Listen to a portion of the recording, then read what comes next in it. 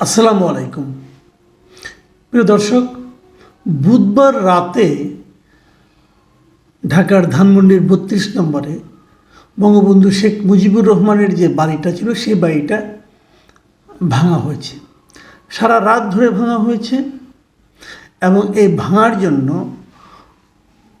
Excavator আনা হয়েছে। সেটা কোত্থেকে আনা হয়েছে সেটা অন্য বিতর্ক, হয়তো খুঁজে দেখা হবে অথবা হবে না, আমি ঠিক জানি না। মানে মোটামুটি এক ধরনের আপনার প্রস্তুতি নিয়ে, বড় ধরনের প্রস্তুতি নিয়ে একটা বাড়ি, এক রাতের মধ্যে একটা বাড়ি ভেঙে ফেলা, এটা কিন্তু সহজ কথা না। ভেঙে ফেলা হয়েছে, আগুন দেওয়া হয়েছে এবং এই ঘটনা কেন ঘটেছে সেটা নিয়ে এরই মধ্যে বিস্তর আলোচনা হয়েছে।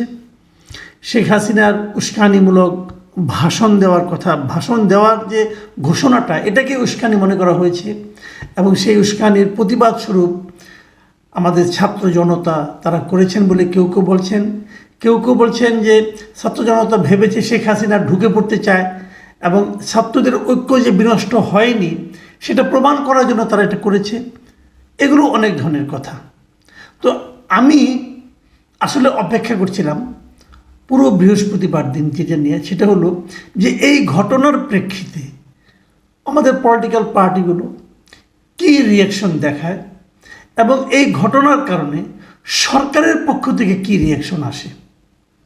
সরকারের ব্যাপারটা আমার জন্য বেশি গুরুত্বপূর্ণ ছিল এই কারণে যে সরকার বুধবার দিন, দেখেন বুধবার দিন যে তারা ভাঙচুর করা হবে এবং বুলডোজার মিছিল করে ভাঙচুর করা হবে, এই সংক্রান্ত ঘোষণা কিন্তু আরও কয়েক ঘন্টা আগেই দেওয়া হয়েছিল। বুধবার দিন দুপুরের দিকেই আমি সোশ্যাল মিডিয়ায় এই ধরনের ঘোষণা পেয়েছি এবং শেখ হাসিনার ভাষণের ঘোষণাও পেয়েছি।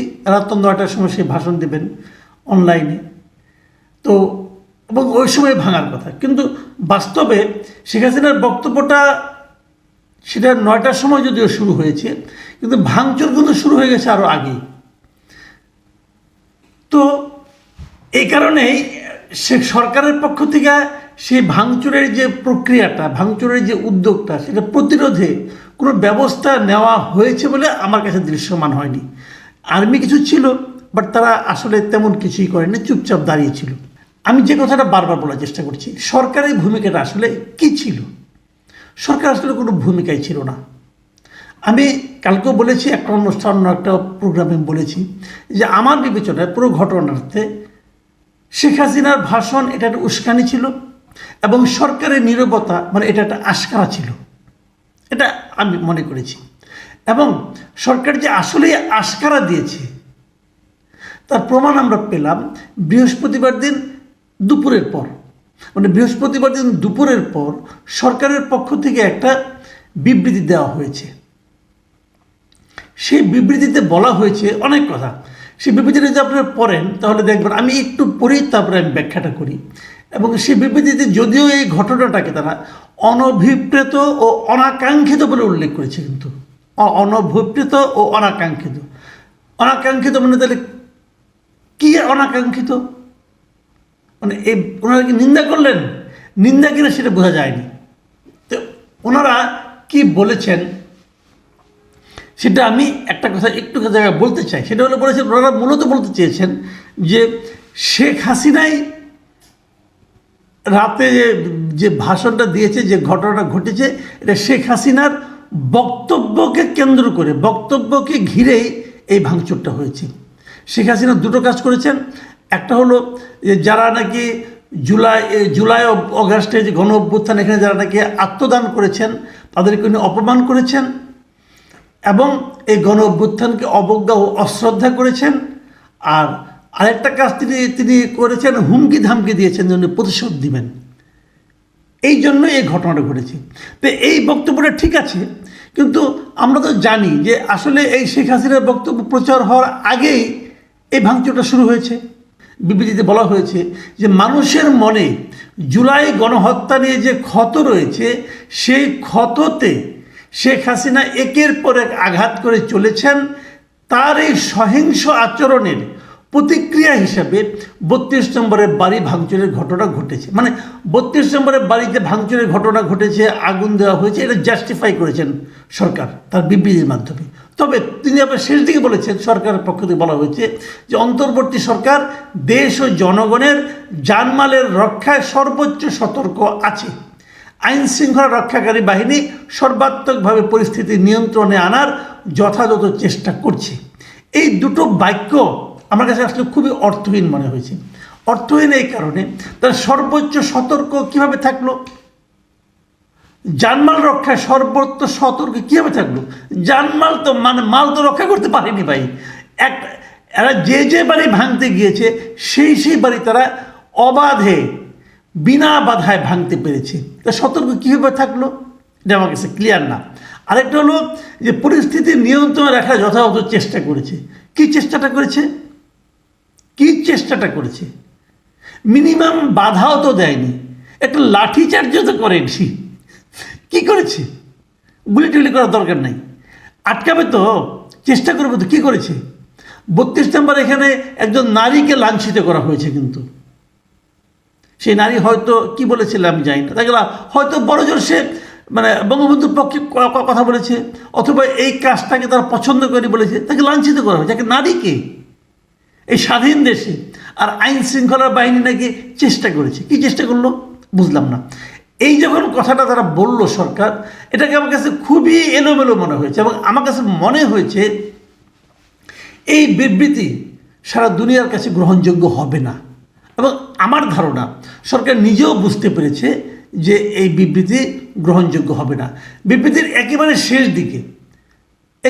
দিকে দুটো লাইন কথা আমি আপনাদের পড়ে শোনাই। দুটো একদম কেমন যেন লাগে আমার কাছে। আমি বলি, ওনারা বলেছেন যে জুলাই হত্যাকাণ্ডে যারা জড়িত ছিলেন তাদের বিচার কাজ পুরোদমে এগিয়ে চলেছে।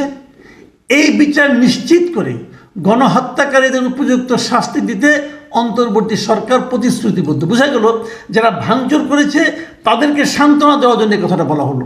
তারপরে বলা হয়েছে উস্কানিমূলক কর্মকাণ্ডে যারা জড়িত তাদের বিরুদ্ধে কি আইনগত পদক্ষেপ নেওয়া যায় তা সরকার খতিয়ে দেখবে। উস্কানিমূলক কর্মকাণ্ড কোনটা? যারা ভাঙচুর করেছে এটা, যদি এটা হয়, এখানে যারা জড়িত তাদের বিরুদ্ধে কি আইনগত পদক্ষেপ নেওয়া যায় এটা সরকার খতিয়ে দেখবে। কিন্তু তো এটা তো আমরা সবগুলো ভিডিও দেখেছি, যারা এখানে ভাঙচুর করেছে তাদের ইন্টারভিউ বন্ধ প্রচার হয়েছে। তাদের ব্যাপারে সরকার কী ব্যবস্থা নেবে? কোনো ব্যবস্থা নেওয়ার নেই তো। তাহলে এই কথাগুলি বলা হয় কেন? অর্থহীন কথাবার্তা। এইটুক কথা বলে আবার আজকে রাতে, গভীর রাতে, আমার হিসাবে রাত 1টার পরে, আপনার বৃহস্পতিবার দিবাগত রাত 1টার পরে এই প্রধান উপদেষ্টার কার্যালয় থেকে আরেকটা বিবৃতি এসেছে, এবং সেটা প্রধান উপদেষ্টা ভেরিফাইড ফেসবুক পেজে এই বিবৃতিটা দেওয়া হয়েছে। সেখানে কি বলা হয়েছে শুনুন আপনারা, একদম বিপরীতভাবে কথাবার্তা। কিন্তু সেখানে বলেছেন অন্তর্বর্তী সরকার গভীর উদ্বেগের সঙ্গে লক্ষ্য করছে যে কতিপয় ব্যক্তি ও গোষ্ঠী সারা দেশে বিভিন্ন প্রতিষ্ঠান ও স্থাপনায় ভাঙচুর ও অগ্নিসংযোগের চেষ্টা করছে। সরকার এ ধরনের কর্মকাণ্ড শক্তভাবে প্রতিহত করবে। করবে কি? কাজ তো হয়ে গেছে। আর কতিপয় ব্যক্তি এবং গোষ্ঠী, তার মানে কি, যারা ভাঙচুর করছে তাদেরকে আপনারা চেনেন না। তারা কতিপয় আরে ভাই, ঢাকা ইউনিভার্সিটির এই নাগরিক কমিটির একজন সদস্য, সে তো তার ছবি দিয়ে আহ্বান জানিয়েছে। তো তার ব্যাপারে আপনি কী ব্যবস্থা নিতে পারবেন? কিচ্ছু তো পারবেন না। প্রথম যে আহ্বানটা যার কাছ থেকে এসেছে সে তো গোপন কেউ না, কোনো গোপন দল না, তো তারা তো এটা প্রকাশ্যই করেছে, এবং আপনাদের আশকারা পেয়ে করেছে। হঠাৎ করে রাত্রে 1টার সময় আপনি এত কঠোর হয়ে গেলেন কেন ভাই? আবার তারপরে বলতেছে যে অন্তর্বর্তী সরকার নাগরিকদের জানমালের নিরাপত্তা রক্ষায় প্রস্তুত কি? সারা দেশে কতগুলো বাড়িতে আগুন দেওয়া হয়েছে, আপনারা প্রস্তুত এখনো? তারপরে বলতেছেন যে কোনো ধরনের উস্কানিমূলক কর্মকাণ্ডের মাধ্যমে দেশকে অস্থিতিশীল করার চেষ্টা করা হলে দায়ী ব্যক্তি ও গোষ্ঠীর বিরুদ্ধে আইন শৃঙ্খলা বাহিনী তাৎক্ষণিকভাবে কঠোর ব্যবস্থা নেবে এবং দোষীদের বিচারের মুখোমুখি দাঁড় করাবে। ফিউচার টেন্স, করাবে। যেগুলো হয়ে গেছে সেগুলো বোধহয় শেষ, নাকি সেগুলোও করাবেন। এই বিবৃতিগুলো আসলে কাকে দেখানোর জন্য আপনারা করেছেন? আমার কাছে এখন ওগুলি ক্লিয়ার না। আমার কথা হলো, যদি ভাঙায় আপনার সম্মতি থাকতে পারে, কিন্তু এটা নিয়ে আমার কোনো বক্তব্য নেই, থাকতেই পারে। কারণ আপনি যদি মনে করেন এই লোকগুলো খারাপ, তাদের ভাঙতে পারেন।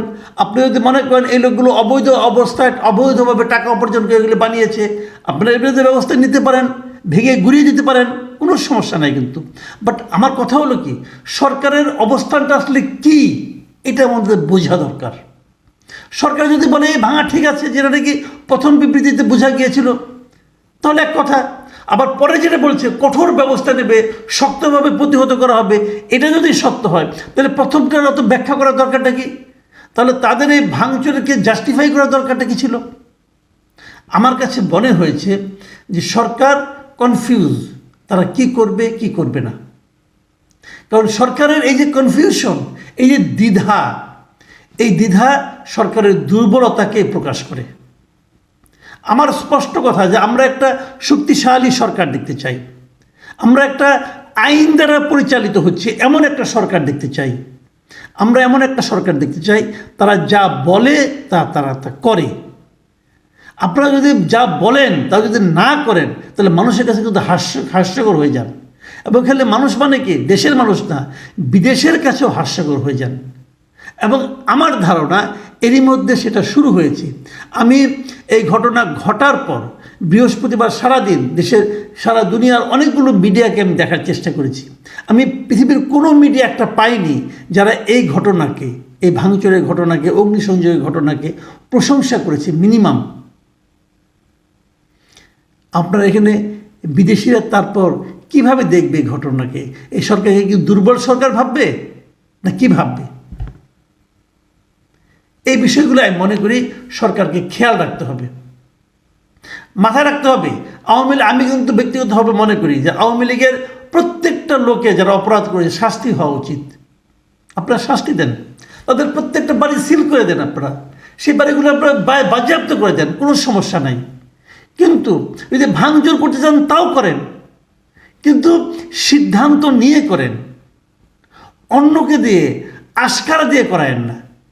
এতে সমস্যা যেটা হয়, যারা আশকারা পেয়ে করে তারা তো সরকারি লোক না, তারা যখন এগুলো করতে থাকবে, আগুন দিলে হাততালি পাওয়া যায়, এই ধারণা যখন তাদের মনে আসবে, তখন সবসময় কিন্তু তারা স্বৈরাচারের দোসর অথবা স্বৈরাচারের লোকজনকেই করবে, তাও কিন্তু না, এর বাইরেও কিন্তু এটা ছড়িয়ে পড়তে পারে, তখন আগুন নেভানোর সমস্যা হয়ে দাঁড়াবে। প্রিয় দর্শক, এখন এ পর্যন্তই। আল্লাহ হাফেজ।